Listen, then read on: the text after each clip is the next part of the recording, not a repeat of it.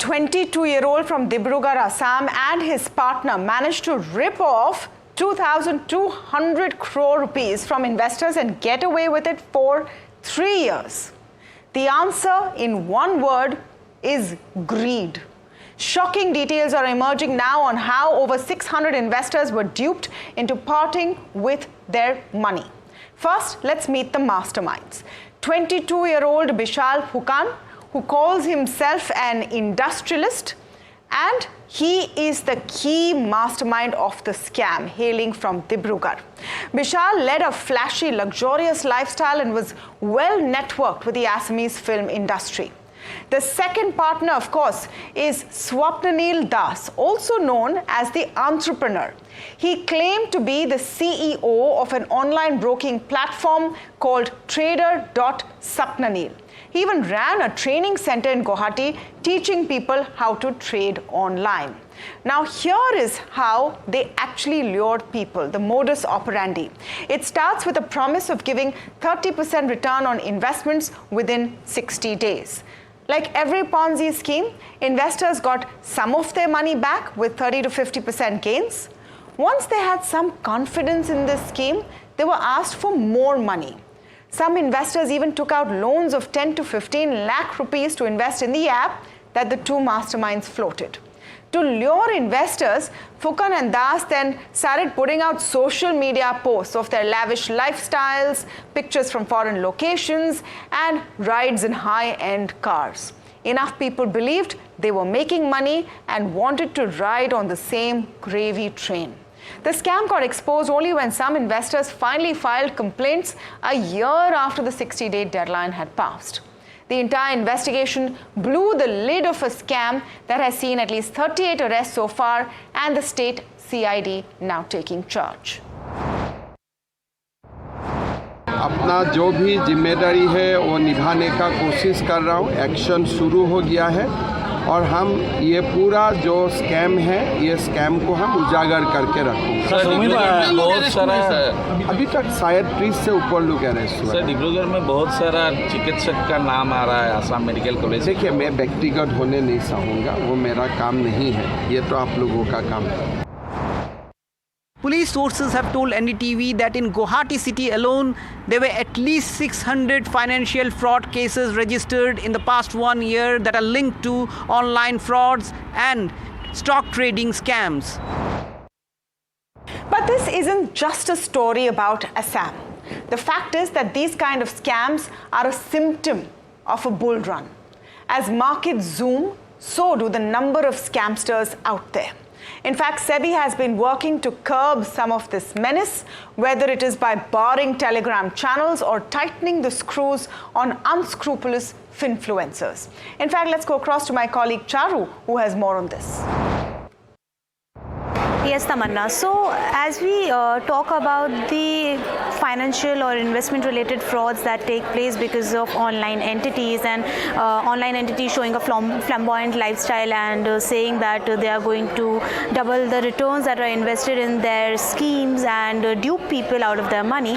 In such cases, the Security and Exchange Board of India, the market regulator, has already come up with a lot of advisories and consultation papers and regulations as well.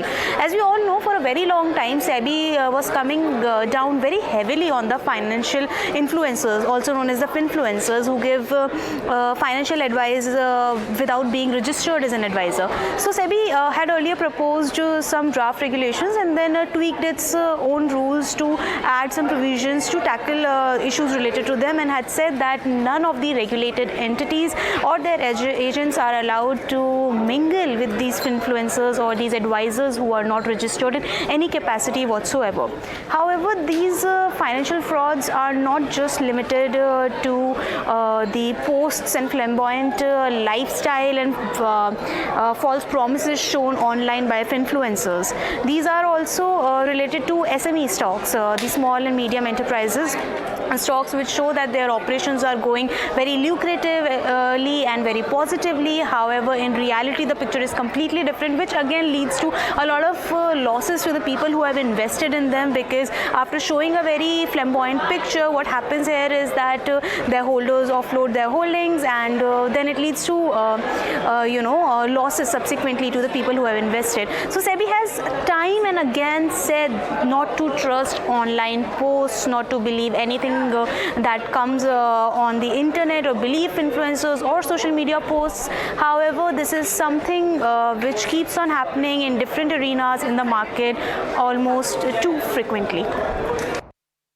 I'm now joined by Sunil Subramaniam, market veteran, and Kshitij Mahajan, managing partner and CEO of Complete Circle Wealth. The reason I've got both of you in, and welcome to this special show, Sunil and Kshitij, is because I truly believe this is not about some vulnerable people who don't understand what's going on and are not financially savvy. There are more than enough people right now who are constantly hunting for stock tips and ideas and promises of quick money. First, let me come to Sunil Subramaniam. How do you see this entire case, and do you think it's symptomatic of what we're seeing in the market right now? We see this in every bull run, don't we? Well, I'm not sure that you can entirely correlate this to bull run. This I would correlate it to get rich quick syndrome.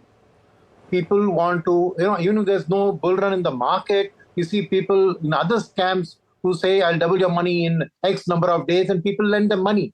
There are people who promise 30-40% return, they jump in. So Ponzi schemes, which though it's originated, I think, in Ponzi, probably somewhere in Italy, right? The name Ponzi actually refers to this. And it's very simple. It's a link to the gambling instinct of the Aam Aadmi, right?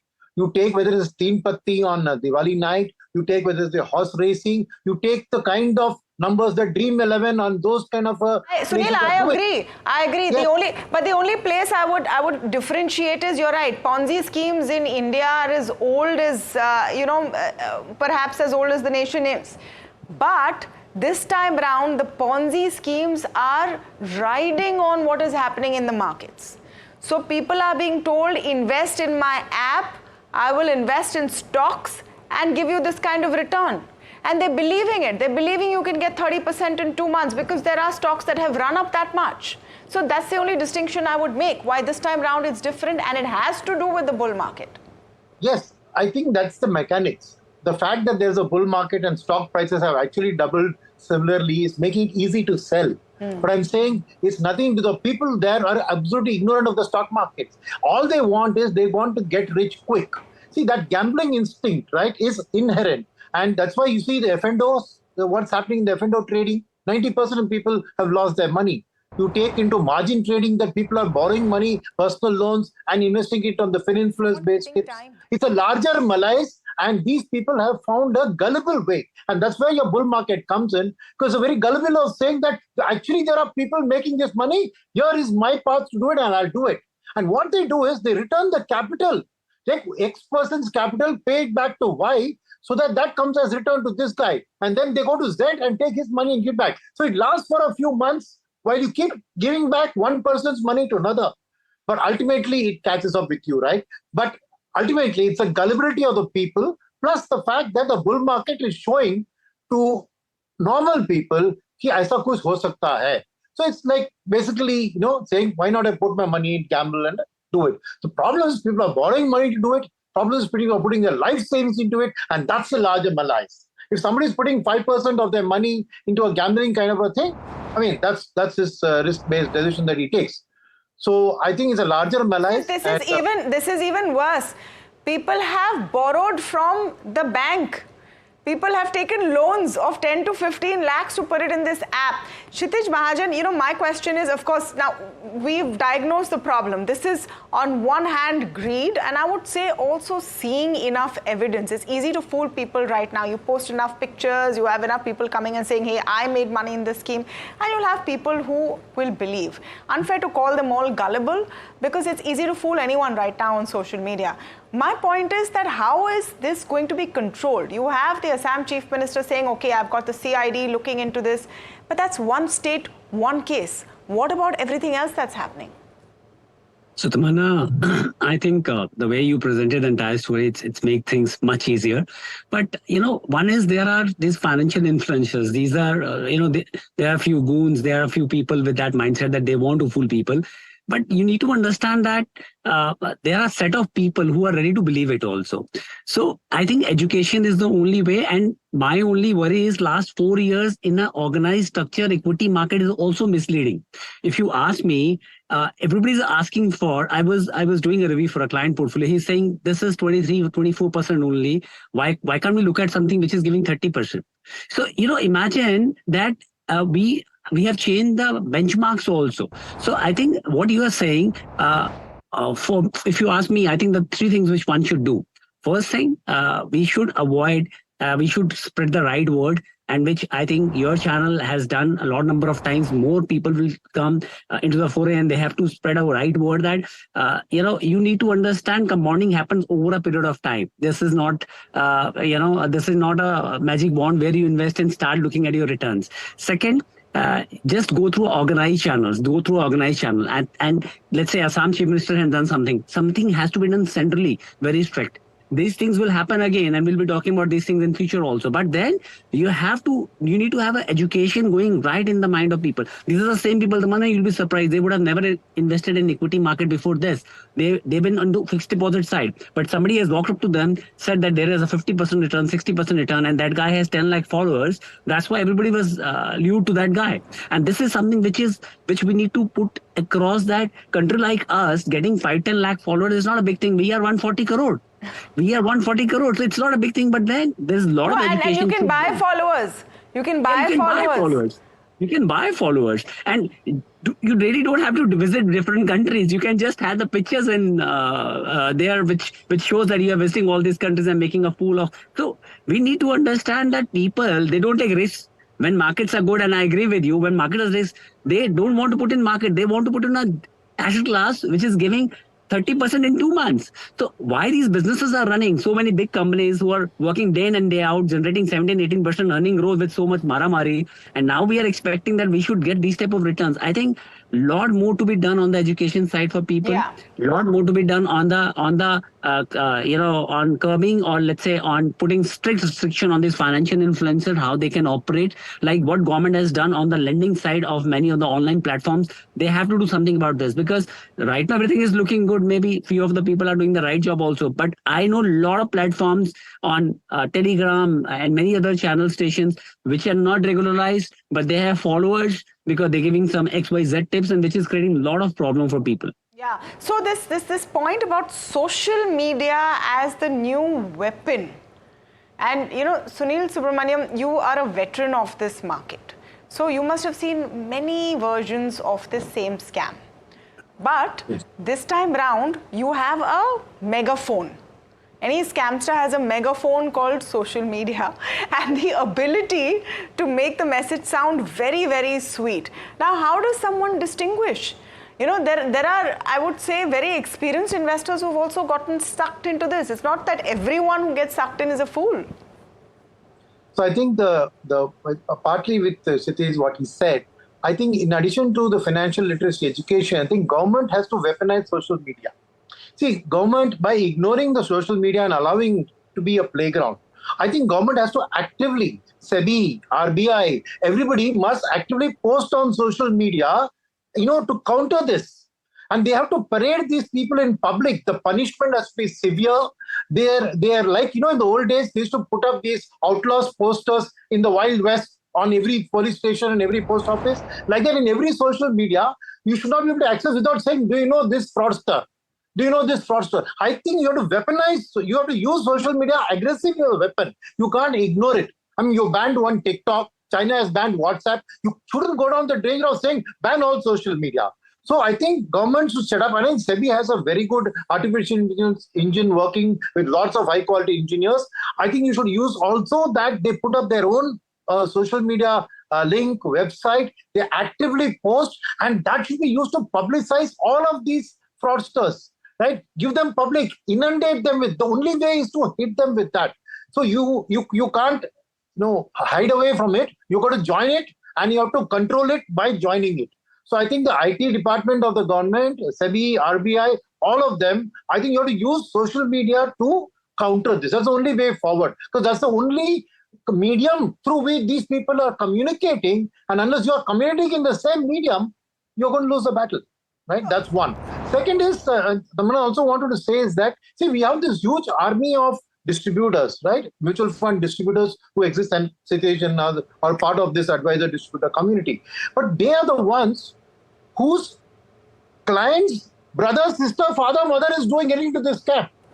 So I think that we have to use them also as powerful influencers to keep guiding. Because see, under that, while social media exists, the personal touch, the trust, to tell them this is what your beta has done, this is what somebody has done, do that. They have to use them also as a very powerful guiding force. But just to the point of that, Sunil, and I guess that this conversation would come around to the question of, okay, when put money in mutual funds, you're safer off, you won't be cheated, etc., and then the distributors also come in.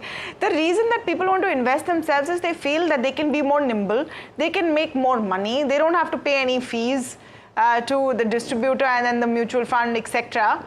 And that is also a valid question in people's minds. If I have an option, why shouldn't I take it? See, there's so much hype about these fees and this and that. I'm telling you, the maximum fees anybody can pay is 1.5%. You're talking about 30%, 60%. Yeah, but you see the returns. Now, people, look at how this is being sold. If you invest directly, you can make massive returns. Versus you look at what the mutual fund returns are also very good, but they're languishing in front of the returns which are being promised. That is the challenge. See, but I'm telling you, you're shying away from the word gullibility. I think Sitish also referred to it. See, we are talking about the people who are exploiting the gullibility. Without addressing the gullibility, such people ubharte rahenge. They'll keep coming up. So you have to address the thing at the bottom of the thing, that people have to be told that there is no get-rich-quick scheme. You plant a seed, water it, it grows into a tree, then gives you fruits for you to eat. That has to be told, and it has to start young, by the way. In schools, unfortunately, there is no financial related literacy or planning related education at all. You've got to get these minds when they're young and influence them. It's a larger thing on which the country needs to invest a huge amount of money. Especially, remember, why are people like this? Because we are an agrarian economy which is dependent on the vagaries of the monsoon. We are a nation which has been repeatedly invaded by various types of foreigners. And we are the persons who don't have a social security scheme for the government to take care of our future. So everybody is worried.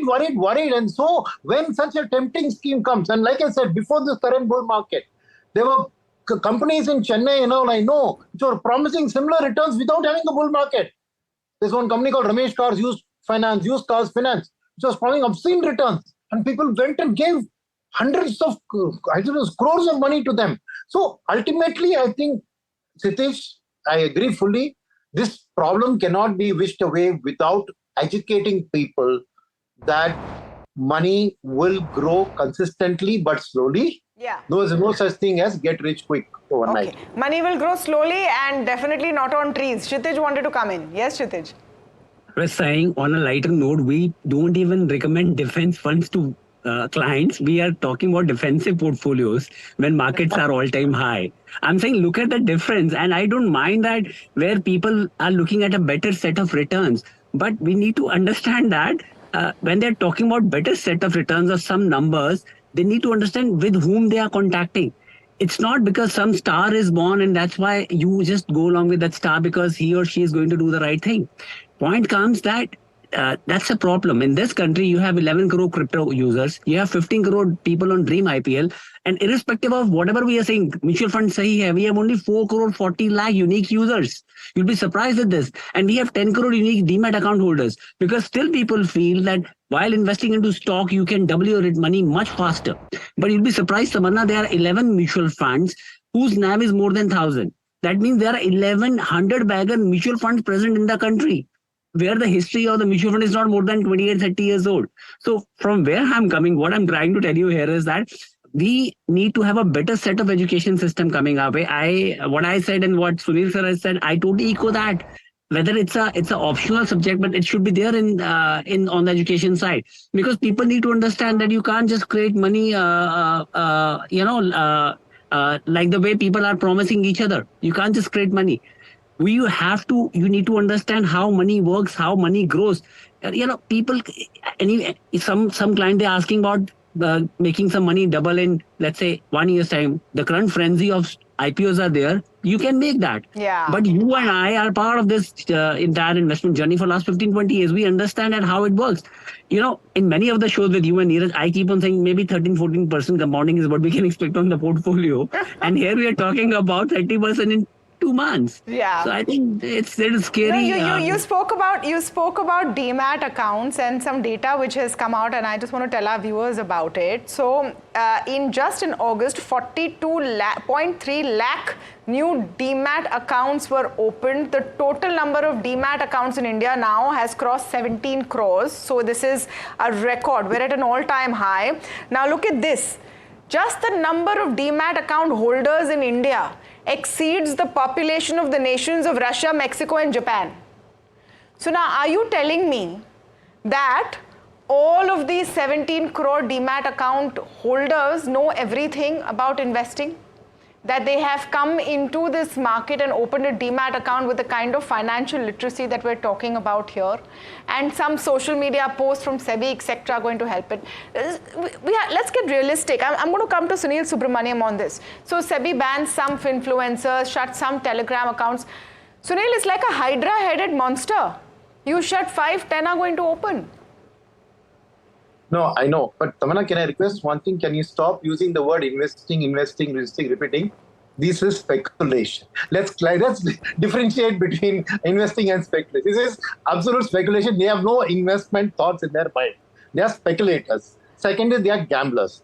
Now, the point is that you mentioned that we can't use social media to curtail it. I'm saying, how do you get through to these people? They are only on social media. See, I'll tell you, all of this started with COVID. You take any of this data pre-COVID. Yeah. What did they do with COVID? COVID, everybody, they had idle time at home. They had work from home. They got money and they had lots of time. They opened, they started using the stock market like a Satta Bazaar, and they started trading. So but okay, just one quick counter, Sunil. We are also happy. We say, look at the depth of the domestic market. We don't care if foreign investors are coming. DII figure is like pushing us along. There's the flip side of it as well. But that's DII, which means either mutual fund or insurance or pension funds, not your demat account, guys. See, just to add to what Sunil sir is saying, Kshitish. Just to add to what Sunil sir is saying, 80% plus account of what Tamanna you're talking about has less than 10,000 rupees of total holdings. Correct. That's also there. So the DI frenzy, or let's say you can say that domestic money is coming, but you asked me, the much more money is coming through mutual fund route, which is a serious money. No, it's like I'm sitting in a car. I don't know where I have to go. Eventually, if I'm double my money also, I'll just move out. But if I have a goal which is linked, which mutual fund is doing rightly, if you have a goal which is linked to mutual fund, you will not redeem unless and until you not achieve that goal, which is not happening with stocks. Stocks are just, people are thinking, I'll make my money, I'll double it, I'll just move out. But in mutual fund, every scheme, you're just aligning. And all thanks to channels like you, which is working in the right spirit of investing. We are talking about linking your investment with goal. You'll not move out unless and until you'll achieve your goal. So that is why longevity in mutual fund is much more vis-a-vis direct stocks. Okay. Right. So be sensible. It sounds simple, but be sensible. I think some of the solutions that we've talked about in the show today, and I'm going to recap them, because what is the point if you don't have a clear takeaway? Some is that you start financial literacy from the school level. Perhaps there should be some kind of, a test that people should do before they open a demat account. Do they even understand what is happening? And of course, scamsters need to be cracked down with no mercy, and we hope really that some of those people, 2,200 crore rupees gone, some of those investors get some of their money back. We'll have to wait and see how that case unfolds. But thank you so much, Kshitij and Sunil, for speaking with us today on this special show.